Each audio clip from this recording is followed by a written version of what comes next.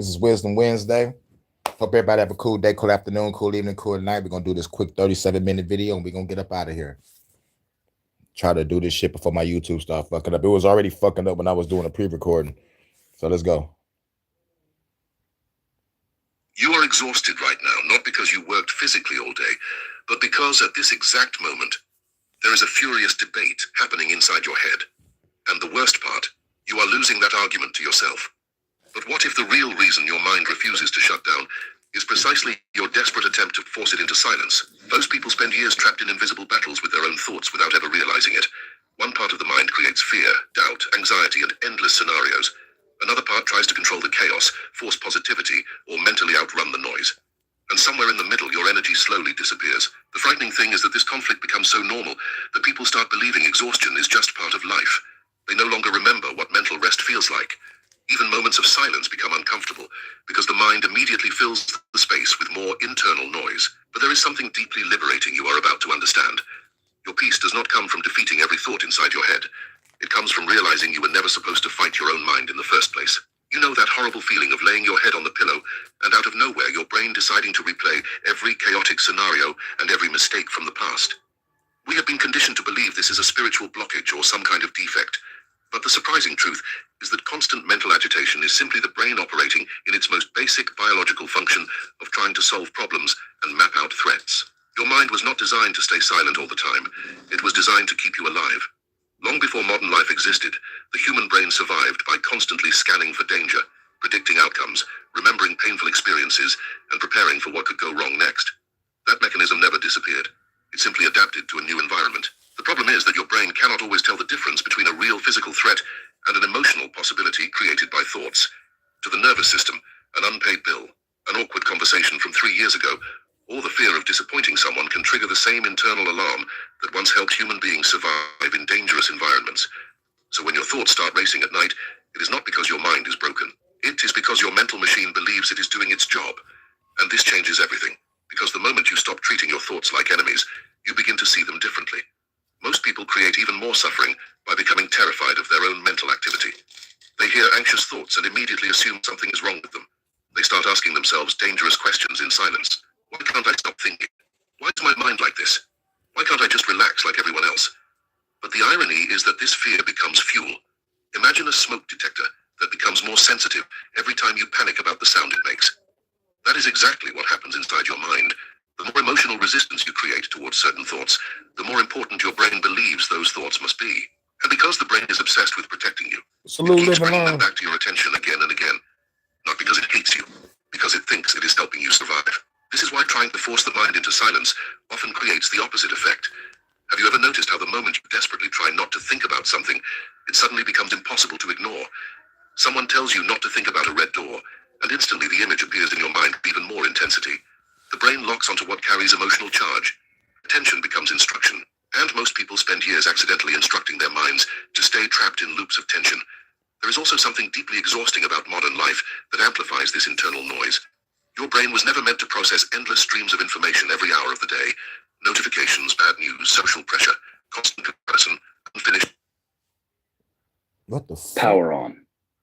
The Bluetooth device is ready to pair. There we go. The Bluetooth device is connected successfully.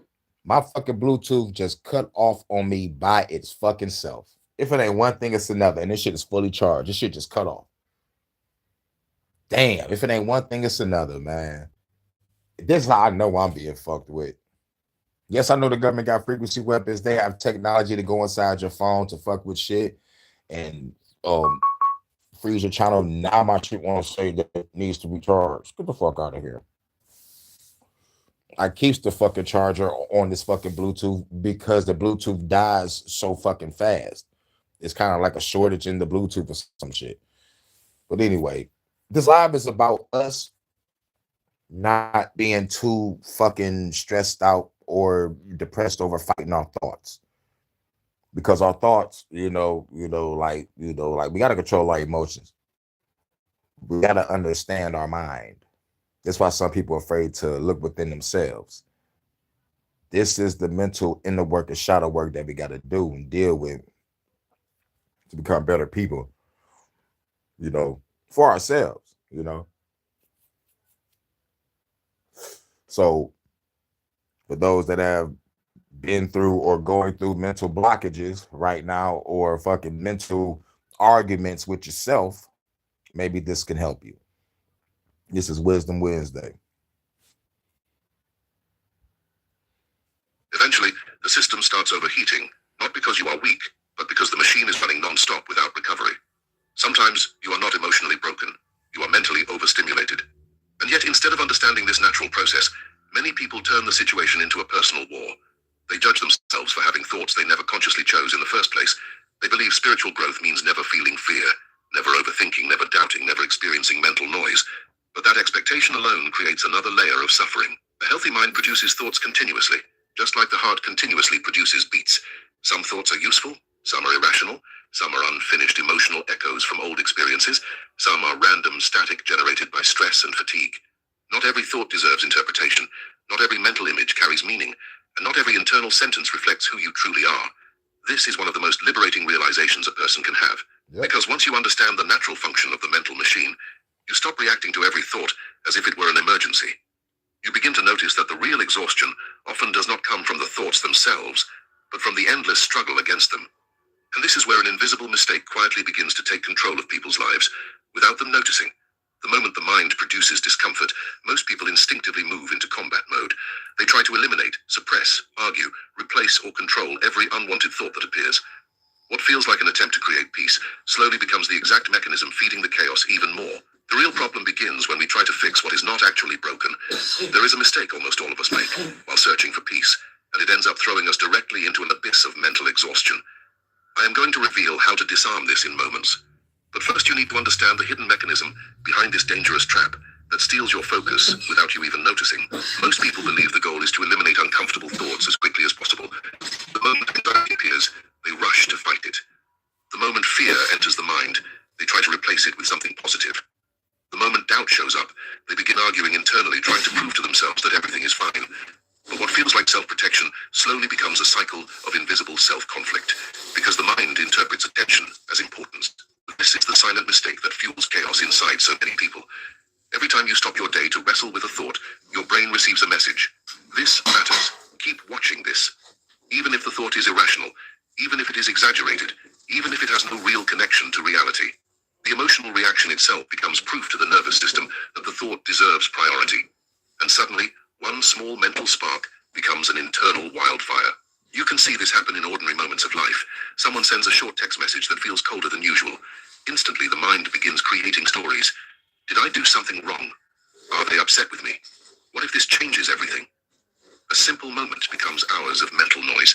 Yes, I went through that shit not too long ago, so it's, yeah, you will be up all night, excuse me, sometimes going into the next day thinking about, the message, it's like, damn. So I'm trying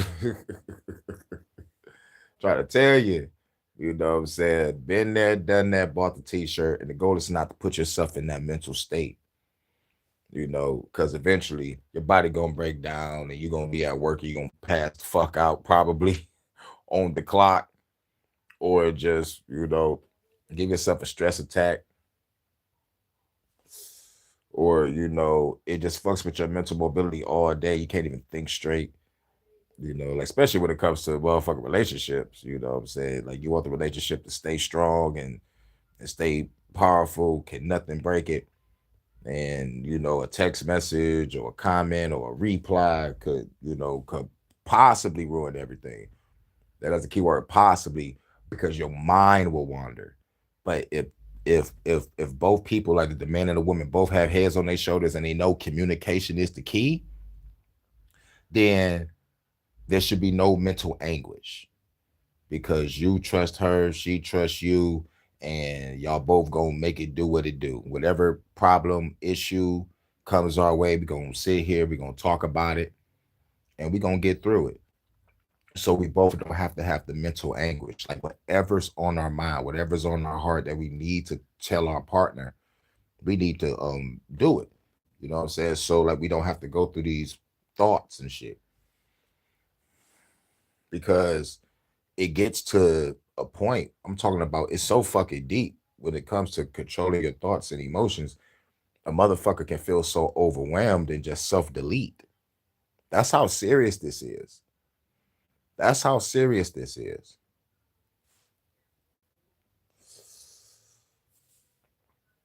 And I know y'all probably heard the Eminem track about Stan. There's a motherfucking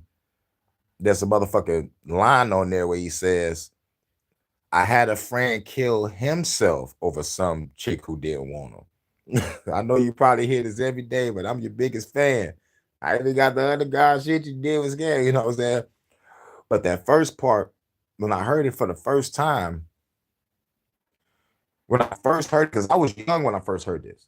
So I'm like, damn, somebody could actually fucking kill themselves because of a female don't want them. This is serious. This is deep. Then I start looking at relationships and couple shit more differently, then started seeing clear pictures, and I'm starting to see, abuse and verbally and physically and motherfuckers still staying with the person. I'm like, what the hell is going on? Fucking people's emotions all up. But let's go. Because the original situation was dangerous, but because the mind entered a loop of trying to solve uncertainty through overanalysis.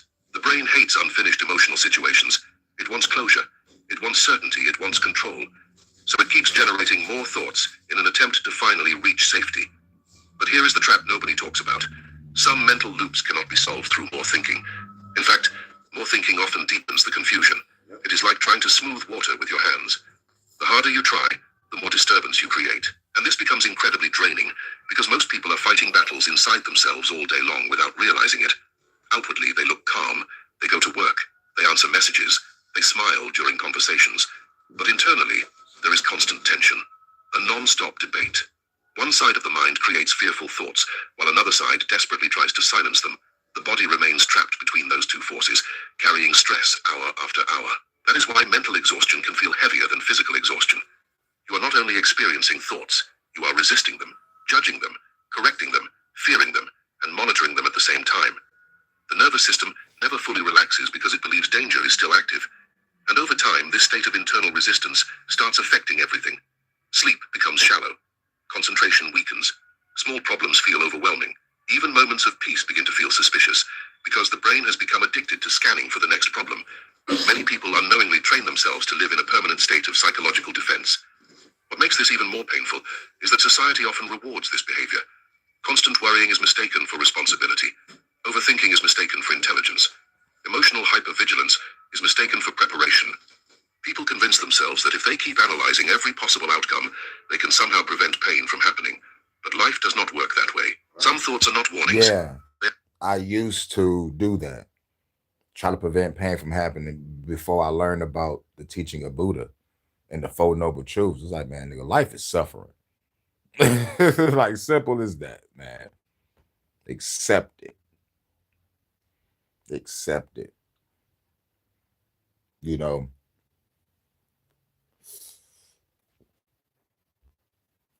Echoes, old emotional patterns repeating automatically because the brain learned them through stress, fear, or repetition. And when you treat every intrusive thought like an urgent message, you unknowingly give those patterns authority over your emotional state. This is why forcing positivity rarely works for long. You can repeat calming phrases all day, but if underneath that effort there is fear and resistance, the conflict remains active. Exactly. For all these so-called spiritual people out there, that fake spiritual shit, always saying quotes and affirmations and shit, but deep down inside, you're in fear and you anxiety and shit. You know what I'm saying? That fucking that affirmation shit don't work. It don't work. And not only with the affirmation, you got to use your visualization too.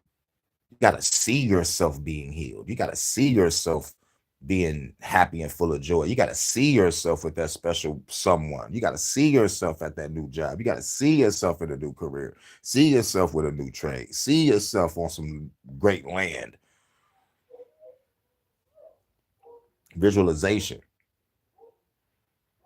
Now, when it comes to the affirmation, you got to speak it into existence. Why are you seeing it? But at the same time, internally, your nervous system, if your nervous system still has fear and anxiety and doubt, that shit don't work. This is why all the peaceful people that be following that positive route, doing all this, they be snapping. Motherfuckers just recently snapped online. Facebook, Instagram, YouTube, they snapping every day. I'm tired of this. I'm tired of being positive. I'm tired of people running all over me. Yeah. Because you wasn't being yourself. You are a balance of light and darkness. If something triggers you, acknowledge the trigger, analyze the trigger before you react, because it could be a justifiable reaction. But you hold your tongue and you think and marinate for days and weeks. I should have said this. I should have said that. I should have done this. I should have done that. Next time you will. Hopefully after this video. Take back your life. Don't get me wrong. There's nothing wrong with being positive. But they think defending yourself is negative. You know what I'm saying? You know, it's a solution to all these fucking crazy problems that we all have. You know, like when it comes to fucking, let's just motherfucking use YouTube as an example, as a community. You can hang around people with your same vibe and frequency. All you got to do is look for them. You don't have to be in places where there's tension, drama, and conflict. Because at the end of the day, that shit will rub off on you. If you are a positive person or a pacifist or passive, you should be in passive channels. Simple. So you can be comfortable. If you're a person just come to YouTube to chill, you know, like go to spots and, you know, chill because it's a chill spot, you know, that's cool too. Because you come to YouTube just to chill, see what's popping, you know, all different areas. It could be spirituality, it could be music, it could be science fiction, you know, just come to chill with the vibe, you know, of like all your hobbies that you love. You go to those places that vibe with your frequency. Not saying that ain't gonna be no conflict soon or later on, because, you know, like there's always something that's going to happen. So, but if we all got heads on our shoulders and we all like-minded and we all don't let our emotions get to us, we can all have a good fucking day. I could probably say I've been on this channel for 6 years. I could probably say I only had 2 problems. You know what I'm saying? 2 issues concerning, like, you know, people that was subscribed to someone else that I subscribed to. And I put in the middle of it. Try to make things right, you know. Hopefully shit turn right in the future. You know, for one situation, but the other situation, you know what I'm saying? But shit, I think that's it. There's other situations, because there is no debate over here. You either down with the government or you're down with the people. Simple. There is no political solution. That's how my channel is. That's why there's no debate. Salute the Live and Learn. Salute the Anna K. What's good? What's good? Yeah, we was talking about controlling our thoughts and emotions. I need to like get through this video before it starts skipping on me, because the YouTube usually fuck up between the hours of 12 and 4. Like it was fucking up when I was doing this pre-recording. But like, yeah, I was trying to talk to everybody about our thoughts and shit. This is Wisdom Wednesday. Winging it Wednesday might be later. I hope my YouTube don't fuck up. But shouts out to everybody. Hope y'all having a cool day, cool afternoon, cool evening, and cool night, depending on y'all respective time zones. It is 11:34 in Detroit. It is 4:34 in the UK, 5:34 in the Netherlands, 10:34 in Chicago, 11:34 in Georgia, 11:34 in Jersey, 8:34 in California. Shouts out to everybody, y'all respective time zones. Let's keep going. The mind senses the struggle immediately. It knows you are still trying to escape something, and the more desperately you try to escape certain thoughts, the more energy they seem to gain. There is a hidden law operating beneath all of this that most people never notice. Whatever you continuously resist internally begins attaching itself to your attention more strongly, not because the thought is powerful by itself, but because your reaction keeps feeding it emotional energy. That is why some people spend years trying to defeat the same mental patterns and end up more exhausted than when they started. They are unknowingly strengthening the very thing they are trying to remove. And once you begin to understand how attention, resistance, and mental energy interact with each other, you start seeing why arguing with your own mind almost never creates peace. In fundamental physics, we know that every applied force generates opposing resistance and friction. Every time you argue with an intrusive thought, trying to prove to yourself that it is wrong in order to push it away, you inject your attention, which is pure vital energy, directly into it. You think you are destroying the mental monster, but in reality, you are feeding it a banquet, so it can grow. This is the part most people never realize. Thoughts do not survive because they are always true or important. Many of them survive because they receive continuous emotional energy. Your focus becomes fuel, your resistance becomes reinforcement, and the more emotionally charged your reaction is, the more the mind marks that thought as something urgent that must be revisited. The brain is constantly learning from your behavior.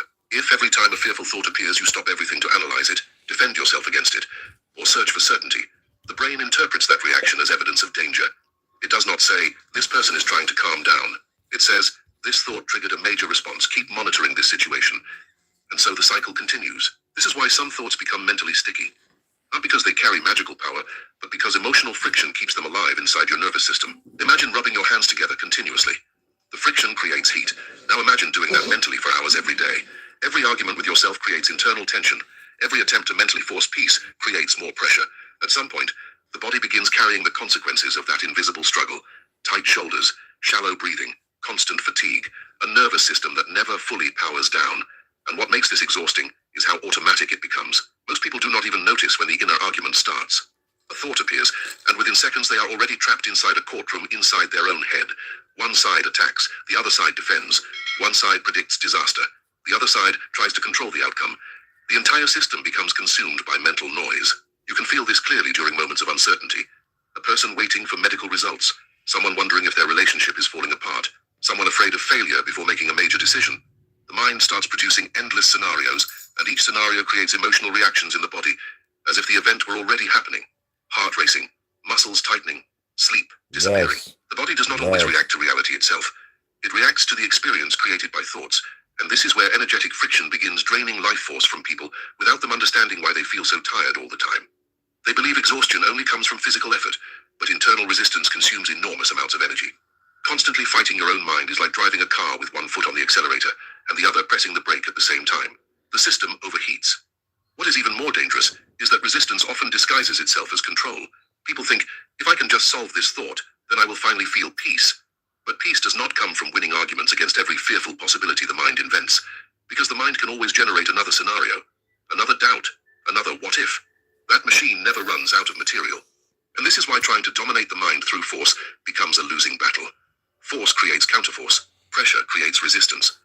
The more aggressively you try to suppress certain thoughts, the more violently they tend to rebound into awareness later. You can see this in everyday life. The harder someone tries not to feel anxious before sleeping, the more awake they become. The harder they try not to think about failure, the more obsessed they become with outcomes. The harder they try to eliminate uncertainty, the more fragile their emotional state becomes, because internally they are creating friction against their own experience. And friction always consumes energy. There is also something important happening beneath the surface of all this. Thoughts themselves are often temporary. Many would naturally pass within seconds if they were not interrupted by resistance. But when you emotionally grab a thought and begin wrestling with it, you stop its natural movement. You hold it in place through attention. It is almost like trying to hold a wave still in the ocean. The wave keeps crashing against you because you refuse to let it move through naturally. And over time, this internal struggle becomes so normalized that people forget what mental stillness even feels like. They start identifying themselves with the noise. They believe the chaos inside them is their personality, but something deeper is happening underneath this entire process. There is a hidden separation between the mechanical production of thoughts and the awareness that notices them. And once a person begins discovering that difference for the first time, the entire structure of this inner conflict starts changing completely. If you keep accepting the invitation to every argument your mind proposes, this exhaustion stops being just one bad night of sleep. The situation advances into a critical state where your physical reality simply freezes, and your vital force, which bad night of sleep. The situation advances into a critical state where your physical reality simply freezes, and your vital force, which should be focused on creating your future, becomes entirely drained fighting ghosts, generating a collapse of stress inside your body. At first, the damage seems small. You lose a little sleep. Your focus becomes weaker. You feel emotionally heavier than usual. But over time, something deeper begins happening. The constant conflict with your own thoughts slowly consumes the energy that should be supporting your daily life. Decisions become harder. Motivation fades. Even simple tasks start feeling strangely overwhelming. It is not because you are lazy or incapable. Your internal system is overloaded. The human mind and body are deeply connected, and the body keeps score of every unresolved inner battle.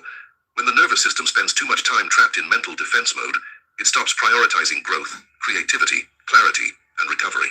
Survival becomes the main objective, and survival mode changes the way a person experiences reality.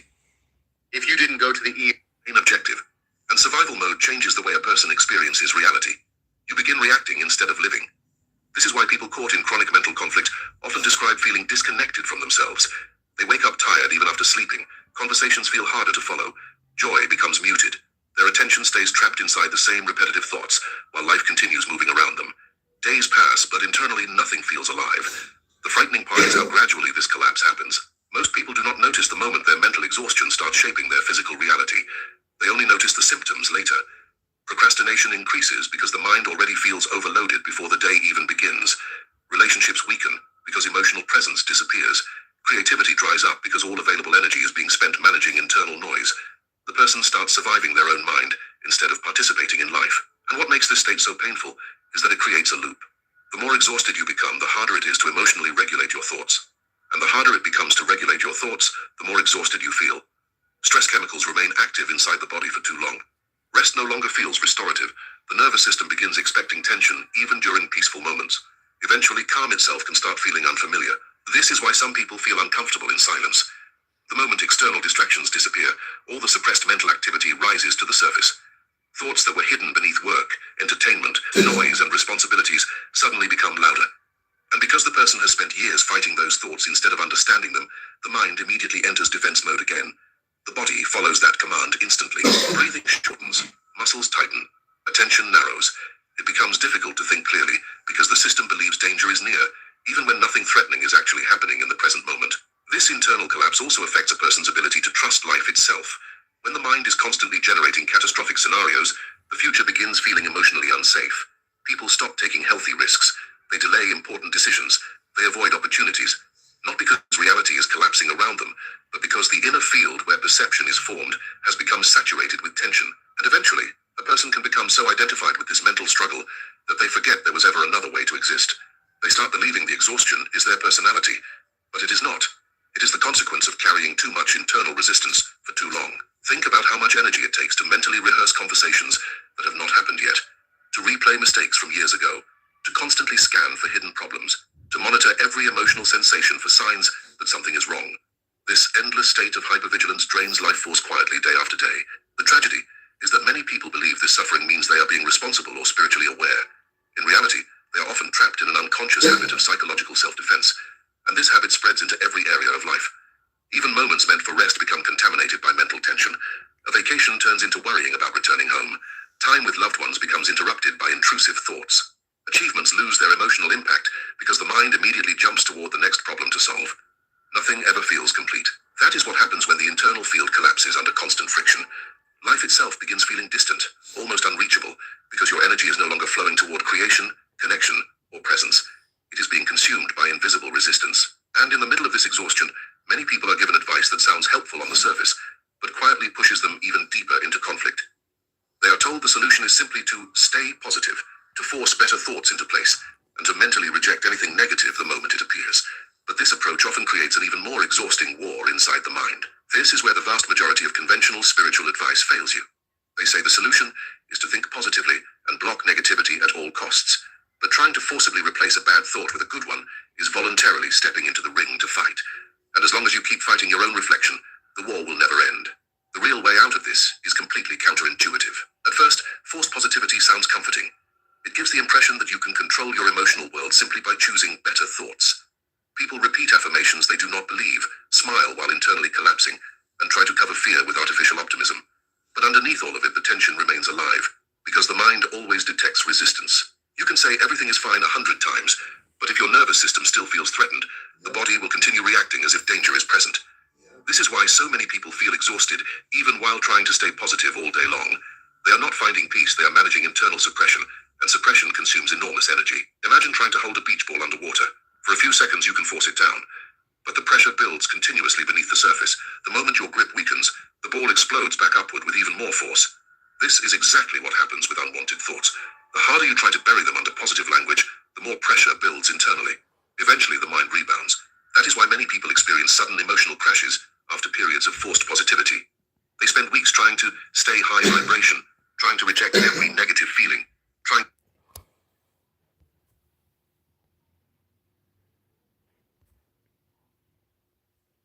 All right. I think we back. I think YouTube just kicked me out. It's all good. But I think we should still be at the same spot. To spiritually outperform their own humanity. Then, one difficult moment arrives, and the entire emotional structure collapses at once. Not because they failed, because emotional denial was never stability to begin with. There is also a subtle form of self-rejection, hidden inside forced positivity. When a person treats certain thoughts as unacceptable, they unconsciously divide themselves into two parts. One part becomes the good self that must remain calm, spiritual, and positive. The other part becomes the bad self filled with fear, anger, sadness, uncertainty, or doubt. And then the internal war deepens, because now every uncomfortable thought feels like evidence that something is wrong with who they are. Instead of simply observing a passing mental event, they personalize it. They attach identity to it. They believe the appearance of difficult thoughts means they are failing emotionally or spiritually. But being human means having mental movement. No healthy mind produces only calm and pleasant thoughts all the time. The brain generates fear sometimes. It imagines worst-case scenarios. It replays memories. It questions decisions. That activity alone is not the problem. The suffering begins when every uncomfortable thought is treated like an enemy invasion that must be defeated immediately. And modern culture quietly reinforces this misunderstanding. People are taught to optimize every emotion, control every feeling, and eliminate all discomfort as quickly as possible. But life does not become peaceful through emotional perfection. In fact, the obsession with constant positivity often creates fragile people who become terrified of their own inner world, because they never learned how to sit with uncertainty without fighting it. There is a major difference between genuine peace and emotional control. Genuine peace does not require constant management. It does not panic when difficult thoughts appear. It does not collapse when anxiety enters the room. Peace comes from no longer being at war with the natural movement of the mind. And this is why forcing positive thinking can become spiritually exhausting. The person spends all day monitoring their internal state, trying to maintain mental purity, trying to reject anything dark or uncomfortable before it grows. But the constant monitoring itself creates tension. They become hyper-aware of every passing thought, constantly monitoring your thoughts so it don't be negative. That's exhausting. Asking themselves, am I thinking correctly? Am I attracting something bad? Am I ruining my energy? That fear quietly strengthens the very thoughts they are trying to escape, because once again attention becomes fuel. The mind starts revolving around avoidance instead of presence. Instead of living life directly, the person becomes trapped in endless self-correction. They stop trusting their own emotional experience. Every negative sensation becomes a threat. Every difficult thought becomes an emergency. And over time, this creates profound emotional fatigue. The truly transformative shift happens when a person realizes they do not need to replace every negative thought with a positive one. They do not need to wrestle the mind into submission. They do not need to force silence or manufacture emotional perfection. Something much more powerful becomes possible when you stop trying to control every thought and begin discovering the quiet presence that exists underneath the noise itself. Because if you can notice the mind producing fear, doubt, and mental chaos, then another question naturally begins to emerge from the silence beneath it all. Who is the one noticing the thoughts in the first place? There is a profound principle within the structure of reality that changes the rules of this game. If you are capable of hearing your thoughts arguing, then who exactly is the you in this story? You cannot be the voice inside your head. You are the infinite space where that voice echoes. Understanding that your observing essence and your mechanical mind are two separate things is your first real breath of relief. Most people spend their entire lives fused with their thoughts without realizing it. Every fearful sentence that appears in the mind immediately feels personal. Every anxious prediction feels like truth. Every internal criticism feels like identity. There is no separation. The person becomes completely absorbed into the movement of the mental storm. But something extraordinary happens the moment you begin noticing the difference between the mind and the one observing the mind. Even for a few seconds, a gap appears, and inside that gap, suffering starts losing its grip. Think about it carefully. If you can observe your thoughts, then the observer cannot be the thought itself. A cloud cannot observe its own movement across the sky. The sky is what remains still while the cloud passes through it. In the same way, There is a quiet awareness inside you that remains present, while thoughts continuously rise and disappear. This awareness does not need to fight the mind because it exists beyond the noise. The problem is that most people were never taught to recognize this distinction. From childhood, they learn to identify completely with mental activity. My thoughts are me. My fear is me. My anxiety defines me. So every passing mental event becomes emotionally loaded with identity and meaning. And that creates enormous suffering, because the mind changes constantly. One moment it feels hopeful. The next moment it feels afraid. One day it believes everything will work out. The next day it predicts disaster. If your identity is attached to every fluctuation of the mind, your emotional state becomes unstable by default. You become trapped on a psychological roller coaster, driven by thoughts you did not consciously choose. But the observer inside you operates differently. The observer notices without immediately reacting. It sees the thought appear, but it does not automatically become consumed by it. This awareness is subtle, quiet, and deeply stable. It has been present during every phase of your life, even when your thoughts were chaotic. You have already experienced moments of this without realizing it. Maybe while staring at the ocean, sitting quietly in nature, driving alone at night, watching rain fall against a window. For a brief moment, the mental noise softened, and something underneath it became noticeable. A feeling of spaciousness, presence, stillness without effort. That state is not something you create, it is something you notice once the constant identification with thoughts begins loosening. And this realization changes the entire emotional dynamic inside the mind.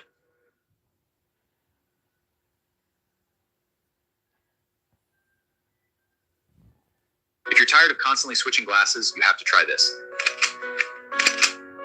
Throw away your outdated reading glasses. Oh yeah, like I think I walked away from the One pair is all from you the need. phone, but I should be back soon. These smart autofocus glasses from the American Optics Hub of Rochester capture your visual needs in real time, completely without an eye exam. Whether you want to read the fine print on your phone, work on your computer, or drive safely, these glasses automatically focus in just 0.1 seconds. Thanks to advanced progressive technology from Silicon Valley, you'll experience a smooth transition with My bad. Dynamic inside the mind. It was an ad. Because once you stop believing every thought is a command, the inner battle weakens. Hold on, let's go back Without 20 effort. seconds. That state is not something you create. It is something you notice once the constant identification with thoughts begins loosening. And this realization changes the entire emotional dynamic inside the mind. Because once you stop believing every thought is a command, the inner battle weakens. Thoughts can still appear, fear can still arise, anxiety can still move through the body, but there is now a deeper awareness, recognizing that these experiences are temporary movements happening within consciousness, not permanent definitions of who you are. This is why observing a thought feels completely different from arguing with it. When you argue with a thought, you become entangled inside its emotional gravity. You feed it attention, resistance, and energy. But when you simply observe it without immediate reaction, something surprising happens. The thought often begins losing intensity on its own, not because you defeated it, because you stopped feeding it identity. Most intrusive thoughts survive through emotional involvement. They pull you into endless analysis because they convince you that your safety, worth, or future depends on solving them immediately. But awareness interrupts that automatic fusion. It creates distance between the observer and the mental activity, and distance changes everything. Imagine sitting beside a busy road watching cars pass. Each car represents a thought. One car carries fear, another carries regret, another carries doubt. Most people run into traffic and try to stop every vehicle with their bare hands, but the observer simply watches the movement without becoming trapped inside it. The cars continue moving. This does not mean becoming emotionally numb or disconnected from life. It means learning that awareness itself is larger than the temporary noise produced by the mind. Thoughts are events passing through consciousness, not permanent truths carved into reality. And the moment this becomes more than just an intellectual idea, the moment you actually experience it directly, a strange sense of relief begins entering the body. For the first time, you realize you may not need to control the mind as aggressively as you once believed. You may only need to stop climbing into every argument your thoughts invite you to join. The definitive cure for exhaustion is not to stop thinking, but to stop getting involved. This is where the technique of the silent witness comes in. The next time an anxious thought appears, you do not respond, justify yourself, or try to calm down. You simply notice it. You acknowledge that it is there, but you actively choose not to sit down at the debate table with it. At first, this feels unnatural. Most people have spent years automatically reacting to every uncomfortable mental movement. A fearful thought appears, and the body instantly tightens. The mind rushes to solve it, defend against it, or escape from it. The reaction happens so fast that it feels automatic, almost mechanical. But the practice of becoming the silent witness interrupts that pattern in a very quiet way, not through force, through non-participation. Imagine someone knocking aggressively on your front door in the middle of the night. Normally, your instinct would be to run toward the noise and immediately engage with it. But now, imagine simply looking through the window first. You notice the knocking without opening the door. You become aware of the presence without inviting it inside your home. This is the shift. Thoughts can arrive without receiving your full emotional involvement. And this changes the entire experience of anxiety, fear, and mental noise. Because most suffering is not created by the first thought itself. It is created by the avalanche of reactions that follows. One anxious thought appears, then 10 more arrive because the mind senses panic and urgency. Soon the person is trapped inside an endless spiral of overthinking. The silent witness quietly breaks that momentum. The next time your mind says something frightening, instead of immediately arguing, correcting, or replacing the thought, simply notice what happens inside your body. Notice the pressure in your chest. Notice the impulse to mentally fight back. Notice how quickly the mind demands certainty. Then do something radically different. Nothing. Not in a passive or hopeless way. In a conscious way. Allow the thought to exist without trying to erase it. This does not mean believing the thought. It does not mean surrendering your life to negativity. It simply means you stop feeding the cycle with resistance. You stop treating every mental event like an emergency requiring immediate action. And this is where many people experience their first real glimpse of inner freedom, because they suddenly realize something shocking. A thought can exist without controlling them. That realization is powerful. For years, many people unconsciously believed they had to obey or solve every thought their mind produced. If the mind predicted disaster, they searched for reassurance. If the mind created doubt, they analyzed it endlessly. If the mind generated fear, they tried to suppress it with positivity. But the silent witness operates from an entirely different understanding. It recognizes that thoughts are temporary mental weather patterns. Some are intense, some are irrational, some are emotionally loud. But like weather, they move when they are not resisted. The problem is that most people keep mentally chasing storms, and chasing storms creates exhaustion. When you become the observer instead of the fighter, the nervous system slowly begins relearning safety. The body starts understanding that not every intrusive thought represents real danger. This is important because the nervous system responds far more to your relationship with thoughts than to the thoughts themselves. If every fearful thought triggers panic, the body remains trapped in survival mode. But if awareness stays calm while the thought passes through, the system gradually stops reacting with the same intensity. This is why presence heals more deeply than control. Control keeps the mind in conflict. Presence dissolves the conflict by removing resistance. And at first, the ego hates this approach because it feels unproductive. The mind wants action. It wants certainty. It wants answers immediately. Sitting quietly with uncertainty can feel uncomfortable because the brain has been conditioned to believe that non-stop mental activity equals protection. But over time, something beautiful begins happening. The thoughts that once dominated your emotional world start losing momentum. Not because you defeated them through force, but because you stopped energizing them with fear and obsession. Without resistance, many mental patterns naturally weaken. You begin noticing that thoughts rise, peak, and fade on their own, just like waves. Some waves are small, some are intense, some crash loudly against the shore. But no wave remains frozen forever. The ocean keeps moving. And when you stop throwing yourself against every wave mentally, the exhaustion inside the body begins softening little by little. This is the strange paradox people rarely understand. The more you allow thoughts to move naturally without interference, the less power they seem to have over you. The emotional charge slowly drains away because the mind is no longer receiving continuous friction and resistance. And once that friction disappears, something even more surprising starts happening inside your inner world. The heavy gravitational pull that certain thoughts once carried begins collapsing completely. By refusing to engage, the thought loses its electrical charge and its gravity. If you try to punch an ocean wave, you will only create more chaos and exhaustion. But if you simply observe it, the wave passes and breaks on the shore by itself. The thought arises, crosses through your awareness, and simply dissolves into the void, finally allowing your mind to receive permission to fully rest. This is the moment where many people begin noticing something they had forgotten was possible. Mental space. Not perfect silence. Not a life without thoughts, but space between them. Space where breathing feels easier. Space where the nervous system stops acting like it is under attack every minute of the day. Space where the mind no longer controls your entire emotional reality. And the reason this happens is surprisingly simple. Thoughts need emotional attachment to maintain their weight. A thought by itself is often just a brief mental event. It appears, carries a certain emotional tone, and then naturally moves on. But when fear, resistance, or obsession attach themselves to it, the thought becomes heavy. It gains psychological gravity. It starts pulling more attention toward itself. Soon your entire awareness revolves around it, like planets trapped around a massive object in space. This is why some people spend weeks, months, or even years emotionally orbiting the same thoughts. Not because the thoughts are inherently powerful, but because constant engagement keeps strengthening their pull. The mind works a lot like fire. A small spark without fuel disappears quickly. But when you continuously feed it attention, emotional reaction, analysis, and fear, it keeps burning. And many people unknowingly spend their lives carrying fires they accidentally keep alive themselves. The silent witness changes this completely. The moment you stop feeding a thought with resistance, something unexpected happens. The nervous system starts recognizing that the thought is not actually dangerous. The emotional urgency weakens. The body softens.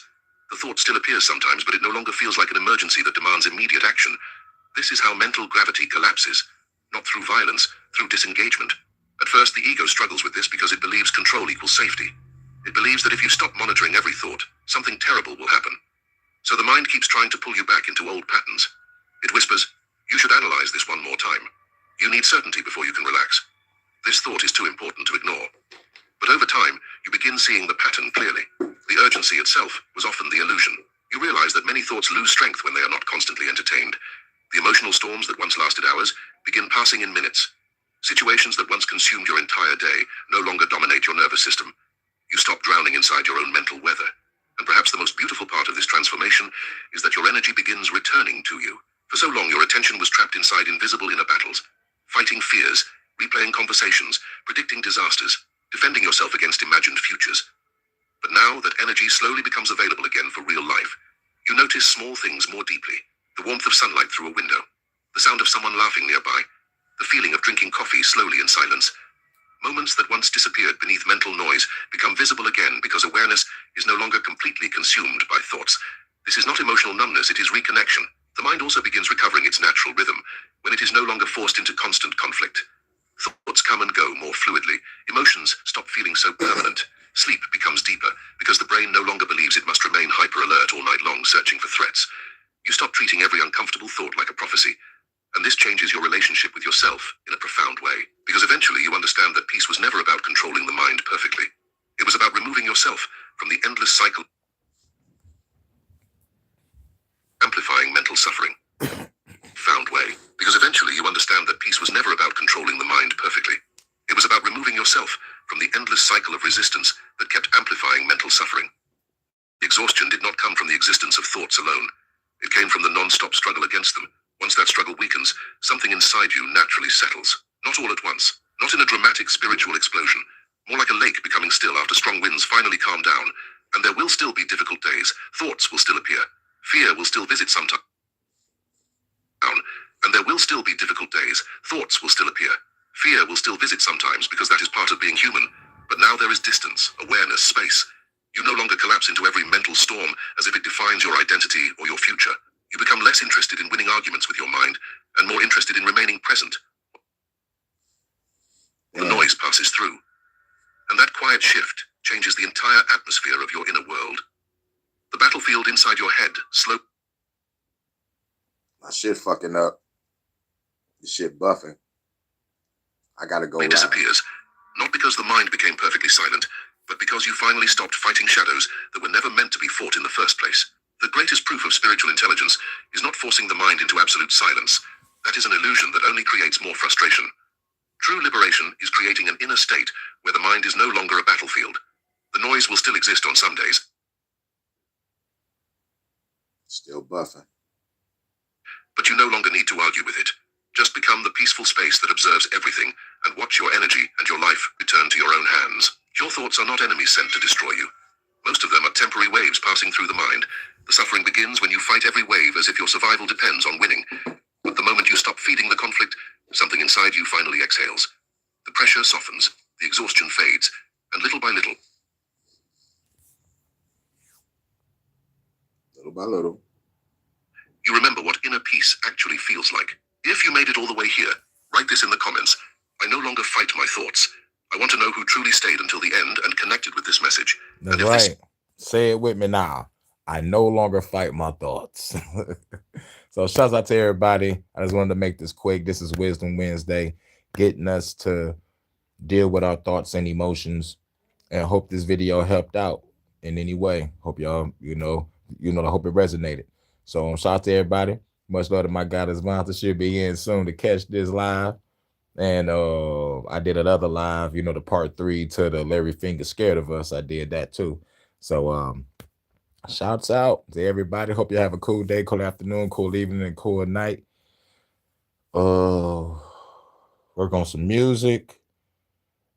My fan page channel should be hopefully, it should be up and running in a couple of days. Hopefully, the fan page too.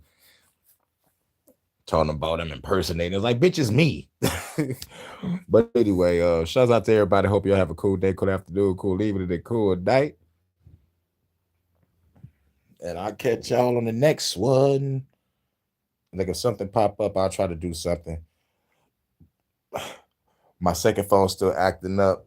It's trying to tell me that I can't motherfucker really do shit to the 28th.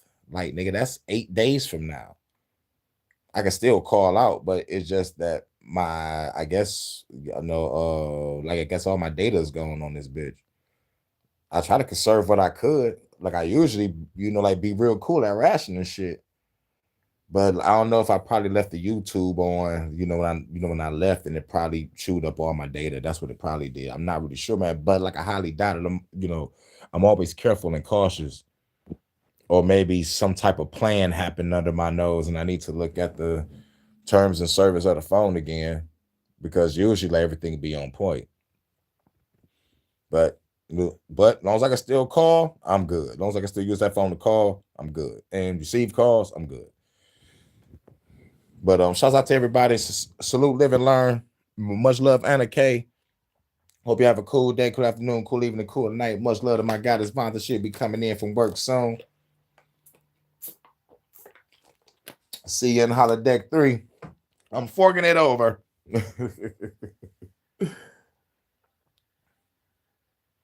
Pause. I gotta say pause. Shouts out to everybody. This is Wisdom Wednesday, also Winging It Wednesday. So who knows? I might wing it and pop back up. But let's just hope YouTube don't fuck up. Probably do like an hour jam session or something. Who knows? Catch y'all in a minute. Peace. Wisdom Wednesday. Oh, yeah, and happy hump day. You already know. Happy hump day, Vonda. Let's get it. Getting on it.